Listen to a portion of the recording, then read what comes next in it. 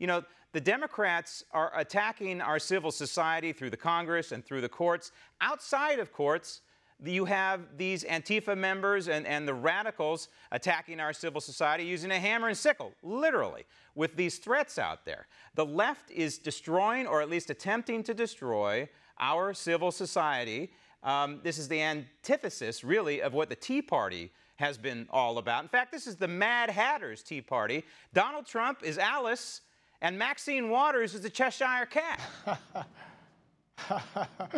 Yeah, well, I'm going to disagree there. As you know, I'm in Washington, D.C., only about 100 miles away from Charlottesville, where we saw lawlessness, where we saw guns fired, where we saw a brave woman, Heather Heyer, lose her life to right-wing extremists. So we know that there are extremists, particularly, and the most violent extremists are the people who back Donald Trump. We saw during the rallies where white nationalists were beating on black women inside of Donald Trump rallies, and he encouraged it. So I think that what we need to do is say that we are anti-extremism. That's where you and I can find common ground. Well, I don't have any common ground with a lot of what you just said there and these alleged cases of violence during the Trump campaign. In fact, most of the rallies, if you attended any of them, yeah, if you watched any of them on television, most of the rallies were extremely... I wouldn't attend because I wouldn't be safe. Okay.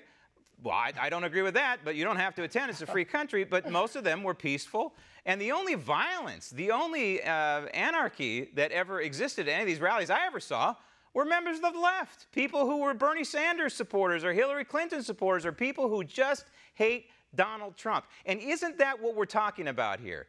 There is a visceral reaction to the 45th president on the part of many, not all, but many members of the left.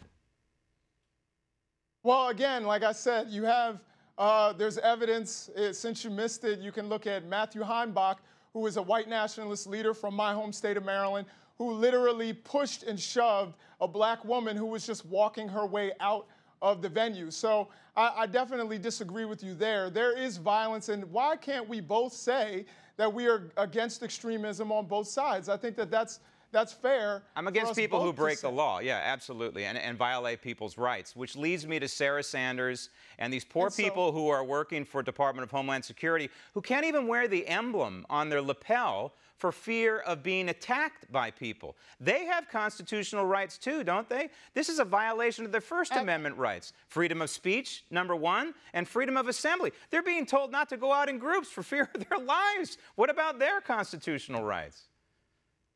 Absolutely, they have constitutional rights, and I wouldn't condone any kind of threats or violence as a person who goes into right-wing media and gets death threats and gets called the N-word almost regularly. So I absolutely have empathy for that. I don't think that Sarah Sanders has gotten threats. She got told actually not to come to a particular establishment. Now, that's a wholly different issue, but if we're talking about violence and threats, I'm totally against that as a person who is a recipient of that. So we certainly can't make it seem as though the right is passive and that the right is always, looking for the higher ground when they are the ones that got us into this mud in the first place. Okay, I'll use an N-word here. I think you're very nice, but I also think you're very wrong. When we look at Nancy Pelosi, publicly, she's saying, hey, Maxine Waters... I'm glad you used that N-word. Yes, you're very nice. I think you are. Nancy Pelosi publicly is saying, hey, Maxine Waters, knock it off, but privately she's cheering, isn't she? Because she knows that Maxine Waters is connecting with certain members of the Democrat base, which needs to be rallied for November. Well, I think you're overestimating Maxine Waters' reach and influence. You know, Maxine Waters has been a public servant for a long time from California, but I don't think that she is some big national leader other than what Trump is trying to make her out to be. So I don't think she has this large pool of influence that people are thinking. Now, what Nancy Pelosi is thinking, I can't tell you that, and I know that there are many people on the left who think that Nancy Pelosi's days are numbered. So I think that's where, Trump supporters and people on the left, in many cases, agree, is that it's time for fresh new leadership. Speaking of fresh new leadership, you have Bernie Sanders, who's not even a registered Democrat. A couple years ago, when he was talking about Medicaid for all, people laughed at him.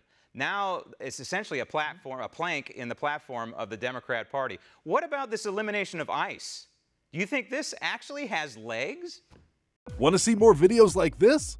Click on the link below and subscribe to One America News on YouTube, and call your cable provider and kindly demand that One America News is added to your lineup. Call and subscribe today.